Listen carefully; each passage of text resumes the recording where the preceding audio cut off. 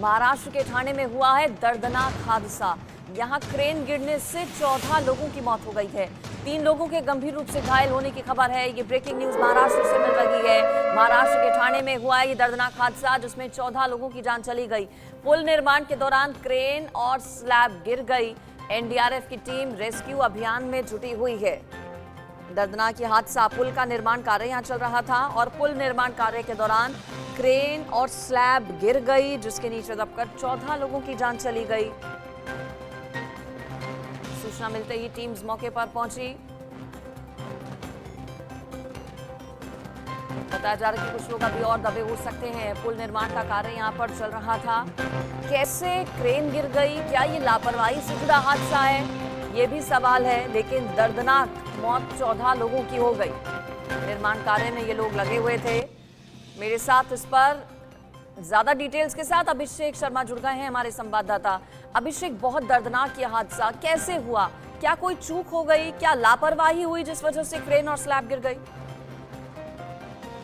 बिल्कुल, देखिए इसमें तो बात साफ है कि बिल्कुल लापरवाही तो हुई है। कहीं कहीं के जो गाइडलाइन होती है, गाइडलाइन का सख्ती से पालन नहीं किया गया और यही कारण है कि जो यह बड़ा हादसा हुआ है और 15 लोगों की मौत हुई है और 3 लोग आसपास जख्मी हैं। और अभी भी जो जानकारी मिल रही है कि कुछ लोग 2 से 3 लोग अभी भी अंदर फंसे हुए, जिनको एनडीआरएफ की टीम के द्वारा लगातार निकाला जा रहा है। तो ये तो साफ है कि बिल्कुल लापरवाही हुई, क्योंकि जाहिर सी बात है अगर जो लॉन्चर होता है उसे जिस तरीके से लॉन्च किया जाता है, जो पुल का जो हिस्सा होता है उसके लॉन्च करने के दौरान कई तमाम सावधानियां बरती जाती है कि आसपास को ना हो, मजदूर अगर है तो उनकी सेफ्टी का पूरा ध्यान रखा जाए और कहीं अगर ऐसा बड़ा हादसा होता है तो इस तरीके से कोई कैजुअलिटी ना हो, इसकी पूरी कोशिश की जाती है। और उस तरीके से तमाम कानून है, तमाम नियम, गाइडलाइन बनाए गए। लेकिन कहीं न कहीं इस तरीके से तमाम जो हादसे देश भर में होते हैं, खासतौर से यह महाराष्ट्र की ठाणे जिले में हुआ, हालांकि ठाणे से दूर है, जो शहर है, शहर से दूर है, शाहपुर का इलाका है। शाहपुर का वह इलाका है जो कि समृद्धि महामार्ग, 15 फुट समृद्धि महामार्ग पता है, वही महामार्ग है जो इसके पहले बहुत बड़े पैमाने पर उद्घाटन और नागपुर से लेकर सिटी से उद्घाटन हुआ था। और समृद्धि महामार्ग का पता पहले जब एक बड़ी बस का एक्सीडेंट हुआ था जिसकी वजह से उसमें कई लोगों की मौत हो गई थी, उसकी जांच पड़ताल लगातार आई और मालूम पड़ा कि नहीं, बस का जो ड्राइवर था वो दारू पी के गाड़ी चला रहा था। तो कहीं न कहीं ये बात सामने आई। और इसके अलावा यही समृद्धि मार्ग लगातार सिटी से मुंबई की तरफ बन रहा है। अभिषेक, मरने वालों में कौन कौन शामिल हैं? क्या ये सभी मजदूर हैं, कुछ इंजीनियर्स हैं, क्या अधिकारी भी चूंकि जब निर्माण कार्य चलता है तो मौजूद रहते हैं? मृतकों में कौन कौन शामिल? और देखिए अभी जो जानकारी मिली है इसमें कि बिल्कुल जो काम करने वाले लोग हैं वही शामिल है। 15 लोग जो उनके नाम सामने आ चुके हैं, सबके सही उसमें अब तक मजदूर बताए जा रहे हैं। क्योंकि देखिए जो काम होता है, रात को काम होता है और बिल्कुल वहाँ पे थोड़े बहुत रकम से रोड ब्लॉक की जाती है। इस हिसाब से अब तक जो जानकारी बिल्कुल आई है कि इसमें मजदूर ही शामिल है जिनकी मौत हुई।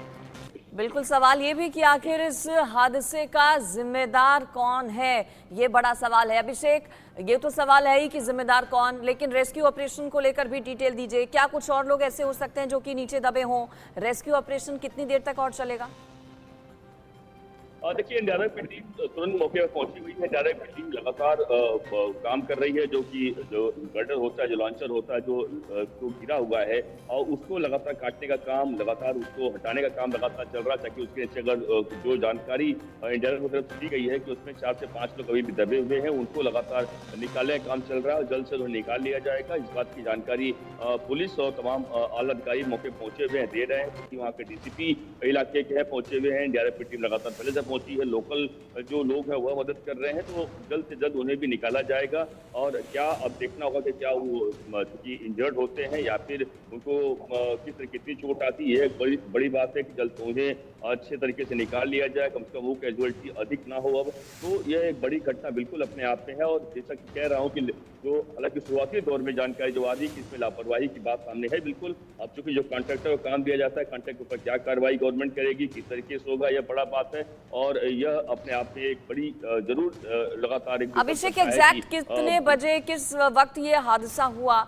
और चूंकि निर्माण कार्य यहाँ पर चल रहा था, हाइट से ये क्रेन गिरी है, कितनी हाइट रही होगी, कितने हाइट पर थी ये क्रेन जब गिरी? देखिए जो बिल्कुल रात को घटना हुई है, रात के दौरान ही घटना हुई है और लेट नाइट की बात करूं मैं। और जिस तरीके से देखिए, जो हाइट की बात करें तो करीबन जो अब तक जानकारी मिली है 15 से 20 फीट के आसपास इसकी हाइट थी, जो उसके ऊपर जा रहा था, और उसी दौरान ये हादसा हुआ। तो जो ब्रिज बन रहा था, ब्रिज का मतलब साफ हो जाता है कि उसी ऊंचाई उतनी हो जाती है, और उसी ब्रिज के बनाते वक्त जब एक गर्डर लॉन्चर किया जा रहा था, उस वक्त यह हादसा हुआ है और उस वक्त गिर पड़ा, और उसी दौरान जब मजदूर काम कर रहे थे वह दबे हैं, उनकी मौत हुई है, यानी जो उसमें काम कर रहे थे। तो जरूर इसमें बार बार यही जानकारी आ रही है कि बड़ी लापरवाही बिल्कुल हुई है, लेकिन जैसे बताया मैंने कि जांच का विषय है, जांच की जाएगी। इसमें जांच के बाद क्या क्या सामने आता है डिटेल, वह बिल्कुल उसके ऊपर सरकार कार्रवाई की जाएगी। कि आज महाराष्ट्र के मुख्यमंत्री से लेकर दोनों मुख्यमंत्री अजित पवार और साथ ही देवेंद्र फडणवीस वाली पुणे में है, पुणे में आज देश के प्रधानमंत्री भी आ रहे हैं। तो लेकिन इस पूरे मामले पर तत्काल प्रभाव से कड़ी कार्रवाई की है, इस जानकारी हमें मिली है। ठीक, अभिषेक नजर आप बनाए रखिएगा, अपडेट्स आपसे लेते रहेंगे। फिलहाल शुक्रिया इस पर जानकारी देने के लिए। तो दर्दनाक ये हादसा, जिम्मेदार कौन, इन 14 मौतों का आंकड़ा क्या और बढ़ सकता है, ये